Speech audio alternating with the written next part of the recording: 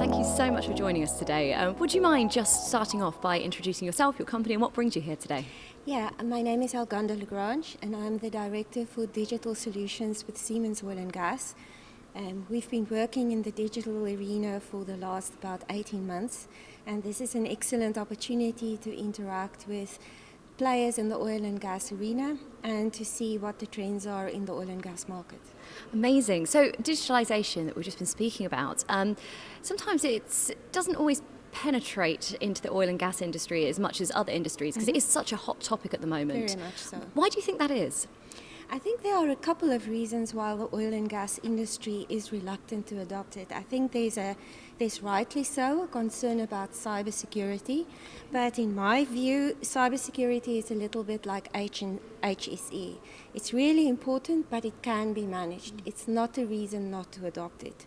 The next reason is data privacy, and I think the oil and gas industry really needs to change the way they think about it. By default, I believe all data should be available to share, and they should ask themselves, why won't I share the data, and limit that to the minimum subset that is really IP protected or private, and share everything beyond that. And that is quite a 360-degree change from what they currently do. I think the third main reason is it's cultural. Oil and gas in the past has not been willing to experiment, to try something and fail. And with digital, it is about starting small, learning, failing, course correcting if that is necessary. And that is not something that they're used to doing. Okay, so I know you touched on it a little bit there, but what do you think can be done about that to try and sort of start moving in digitalisation into the gas and oil industry? So what we've seen many of the oil and gas players do is carve out a small team of people, actually locate them away from their normal operational teams and giving them the freedom to experiment, to try new solutions, and to then feed those learnings back into the real operational environment. I think that is a very valuable exercise to go through.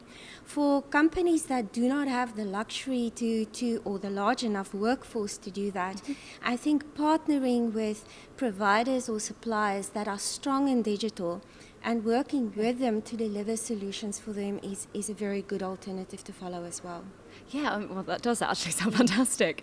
So digitalisation then, it obviously can cover quite a few topics. How do you think it should be defined when it comes to the oil and gas industry?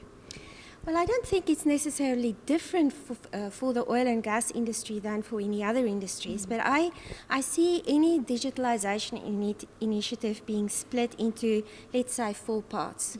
The first is capturing the data that you need at the right quality and making sure that that data is available for use by everything else. The next is separating your data infrastructure from your analytical infrastructure and from your visualization infrastructure because they are bound to change as technology progresses. And the fourth one is then the people, making them comfortable to work in the new digital world. And I think that if oil and gas approaches it from those 4 perspectives, then it becomes much less of a daunting task, and then they can segment it and work on those in specific focus areas. Okay, so currently then, what sort of digitalisation work do you do with your clients? We really try to structure our digital engagements with clients to meet the customer's requirements. Okay. So we have a number of customers where we partner with a customer right from the concept development phase, and we work with them to design digital solutions into the final project delivery for them to be ready to deploy that and to use that during operations. And that is by far the most cost-effective way to do it.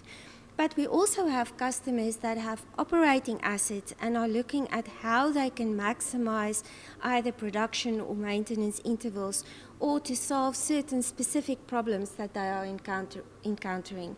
And we are working with them then as well to have more focused and more specific solutions for their particular use cases.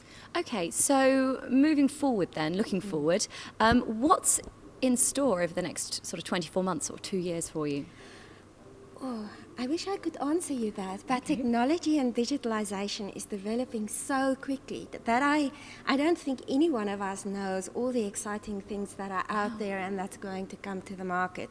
If I look at what we as Siemens are doing, there are massive opportunities that we are currently involved with, not just to do brand new technologies, but also to apply existing technologies that's available today, but just in new ways.